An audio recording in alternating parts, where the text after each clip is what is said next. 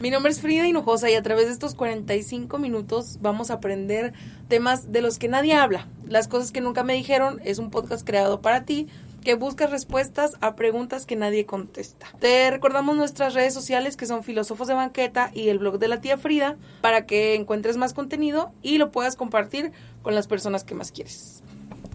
Bienvenidos al episodio número 2 de las cosas que nunca me dijeron. Ya vieron nuestra intro que es manejada por Filósofos de Banqueta Networks que traen unos proyectazos. La verdad es que es un honor pertenecer a Filósofos de Banqueta. Sigan todos los podcasts que ya están subiendo por acá. Tenemos Twitter, tenemos TikTok, tenemos página de Facebook. Y te recuerdo que la mayoría la mayor parte del contenido está en Spotify, pero en Facebook tenemos el live de la previa, que es un neta rebane. Me ha tocado ir a varios lives de la previa y no manches, de verdad que está como para terminar y ponerse a tomar. Pero bueno, en fin, empecemos con el capítulo de hoy que está fregoncísimo. En este capítulo me tocó recordar muchas cosas y hace días estaba trayendo en mi memoria recuerdos de cómo empezó todo, ¿no? Yo tengo etapas de mi vida y a esta que les voy a contar se llama la etapa del caos, justamente porque creo que fue como una pelea de la vida contra mí. Tuvieron que ver mucho personas ajenas a mí, a mi círculo social y pues la mayor parte de lo que viví fue bullying en la secundaria y preparatoria. Y creo que ahí fue donde perdí. Y digo perdí porque ni siquiera había yo entendido de qué se trataba el juego. Creo que ni siquiera me di el tiempo o la vida ni siquiera me dejó como que encontrar todo lo que encontré después, que luego ya les estaré platicando. Pero vamos a entrar un poquito en esto. A los 12 años entro a la secundaria, empiezo a vivir experiencias nuevas, empiezo a conocer gente nueva. Obviamente en la primaria, pues tú sabes, ¿no? Que tienes como que el perfil bajo y tienes que estudiar para pasar. Y aunque yo tenía buenas calificaciones, nunca fui una persona que se relacionara con los demás. Entró a la secundaria, en la secundaria estamos divididos entre hombres y mujeres. Y para no hacerles el cuento largo, pues viví muchas cosas que la verdad no debería recordar porque pues ya pasaron, pero nunca le hablaba a los hombres, nunca salía como de las dos amigas que tenía y se acabó. Entonces viví muchos momentos turbios en la secundaria que me hicieron dudar de mí, que me hicieron dudar de mi capacidad, que inclusive pues tuve que olvidar porque la verdad no eran momentos gratos. Salgo de la secundaria, entro a la prepa y como cosechadera de la vida me va peor. Y yo sé que aquí parece como que el calvario, pero todo esto te lo platico para que tengas una idea de cómo fue que yo llegué aquí, cómo fue que yo llegué a este podcast.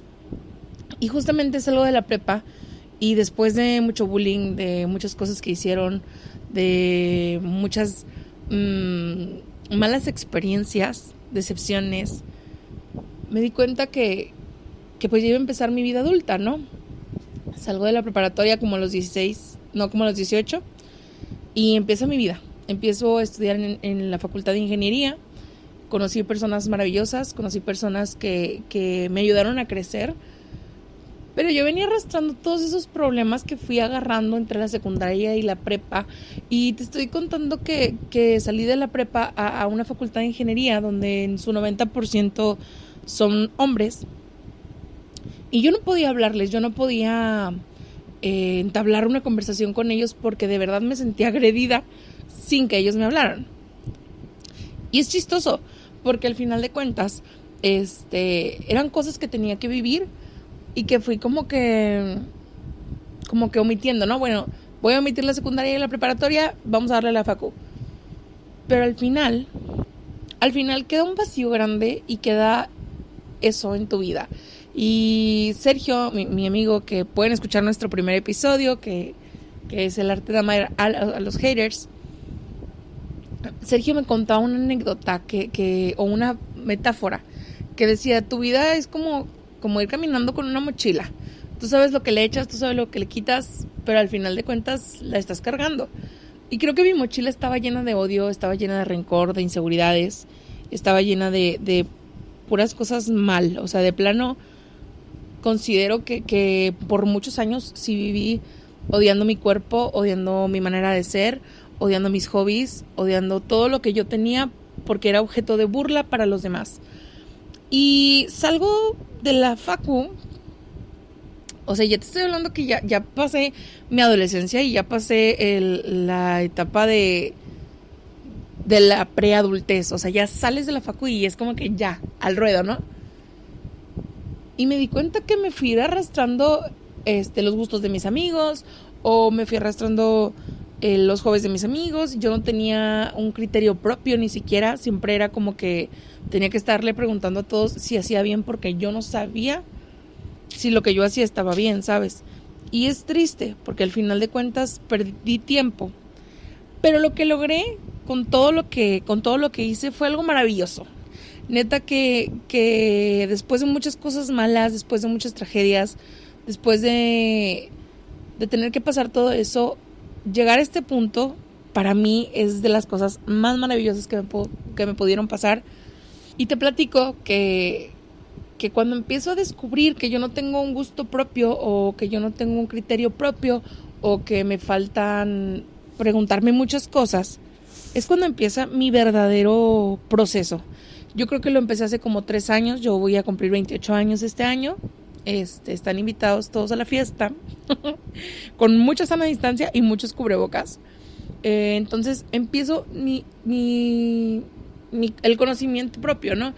Y el decir, ok, tu película favorita, inclusive en eso, fíjate, tu película favorita no es esta, porque esta es la que le gusta a tu familia, pero ¿cuál es la tuya? Tienes que buscar una identidad, Frida, tienes que buscar lo que a ti te gusta hacer, lo que a ti te gusta escuchar y defenderlo, porque al final de cuentas, lo que yo creé, justamente para evitar que alguien más se burlara de mí, es que dejé de lado todo lo que yo quería, todo lo que yo creía que me gustaba, para poderme adaptar como un camaleón, ¿no? Conocí a alguien y ese alguien se hacía mi amigo y empezábamos a platicar, empezábamos a empatizar, y al final de cuentas, sí, me gusta todo lo que a ti te gusta y ya. Y no es así, no se trataba de eso. Inclusive batallaba mucho para hablar en público, y créanme que si me estuvieran escuchando las personas que me conocieron en la secundaria o en la prepa, pero justamente en esa etapa y que me conocieron bien, dirían, es que no es la Frida que yo conocí, no es la Frida que yo creí que iba a ser toda la vida, ¿no?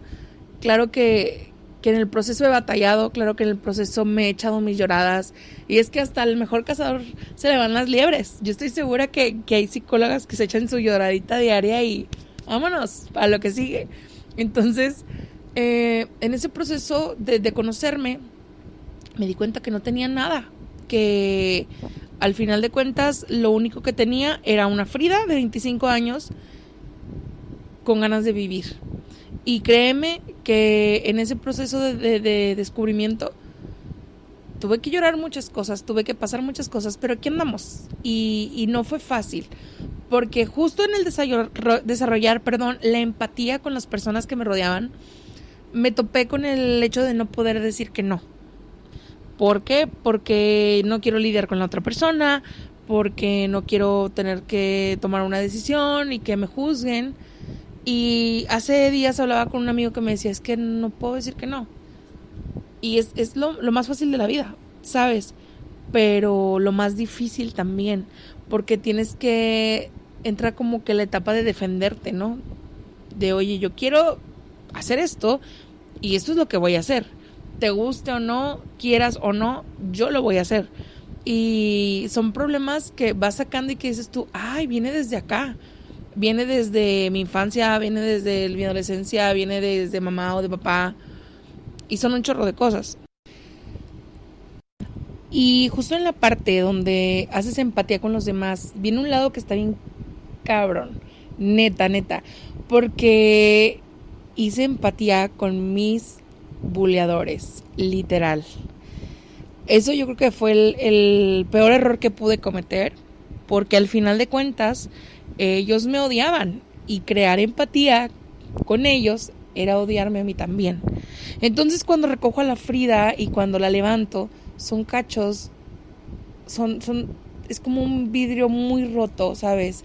Que no tenía forma, ni siquiera embonaba uno con otro, pero la tuve que construir. Y sí, probablemente la construí en base al odio que le tenían los demás, porque era lo único que tenía. No podía dejar morir a esa Frida que estaba destrozada.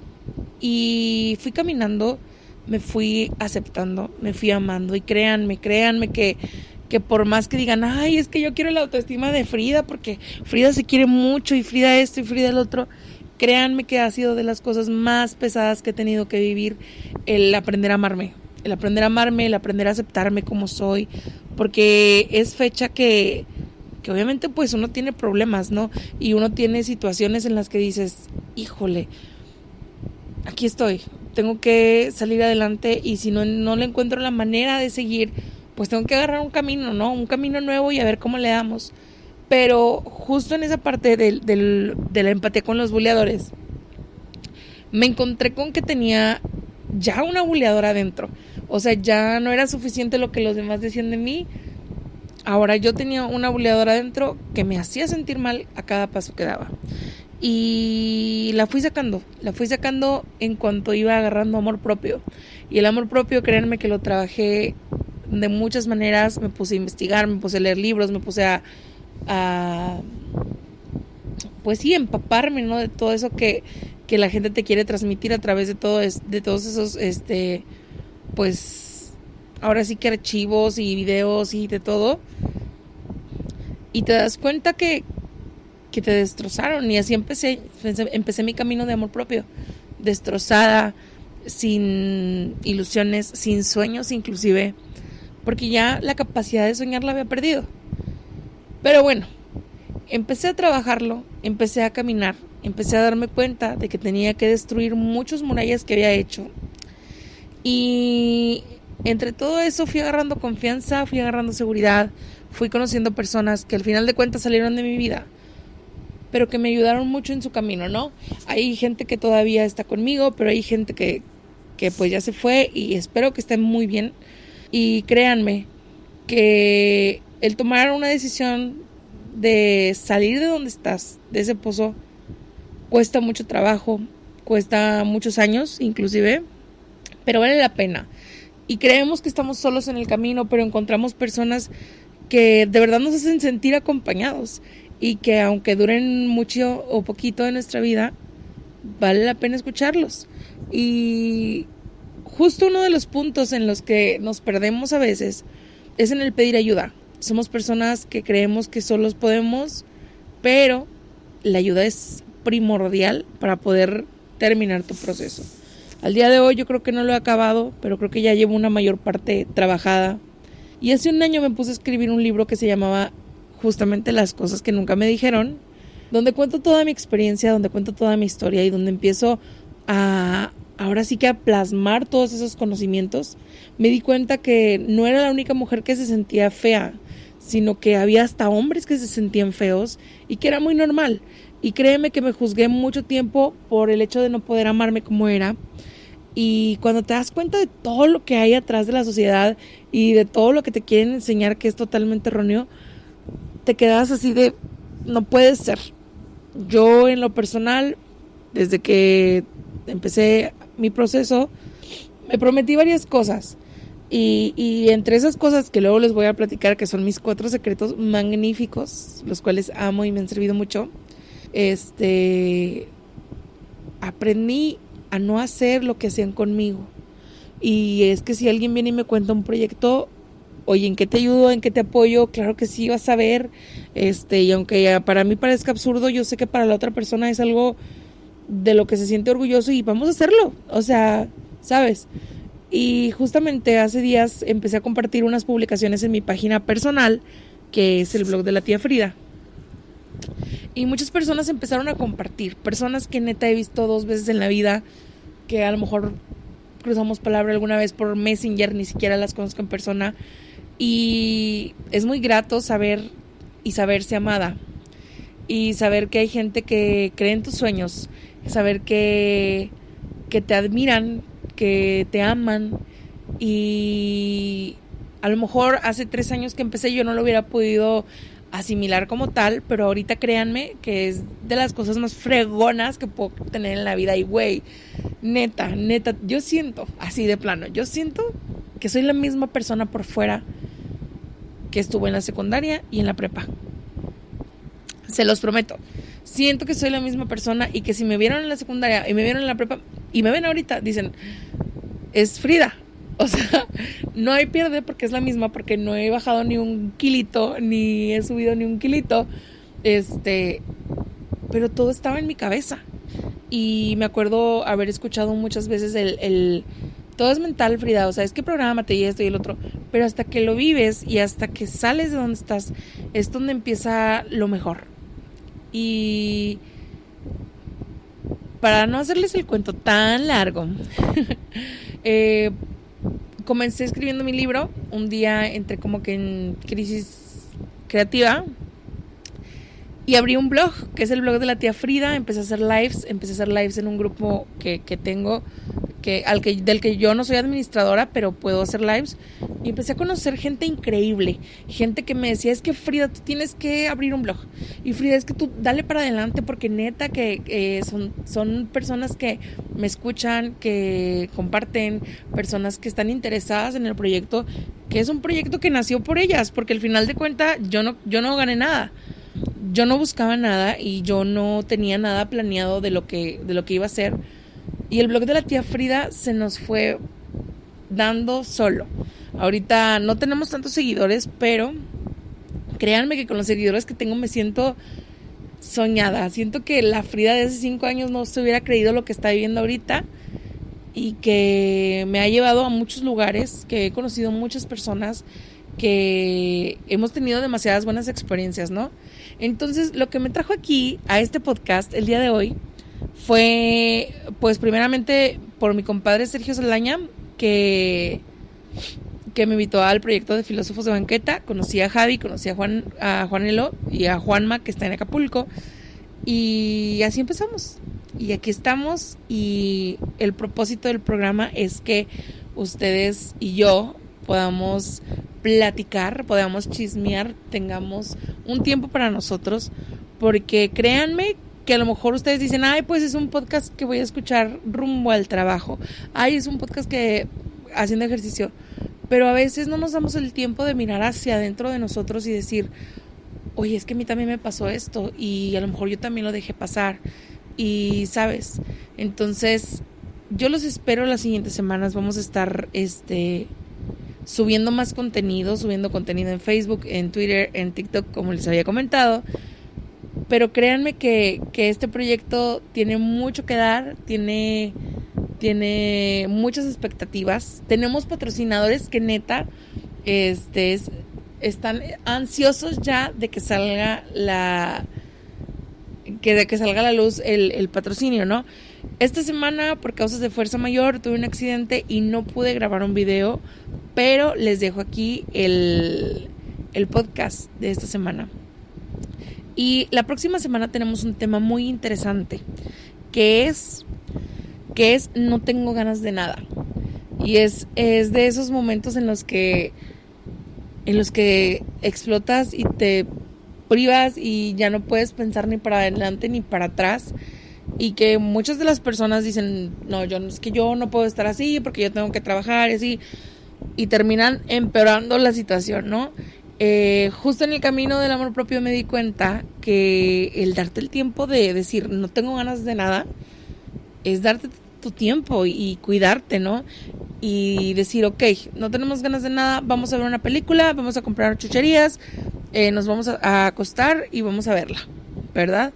Pero bueno, yo los dejo porque la siguiente semana el tema va a estar súper, súper chido. También tengo unos invitados que, híjole, no, saludos a Víctor hasta Tamaulipas, que viene el otro mes.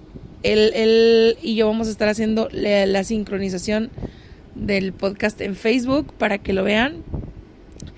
Y pues el consejo de su tía Frida del día de hoy es el siguiente: nunca es tarde para comenzar de nuevo, pero cuidado, porque no sabes cuándo va a ser tu último día.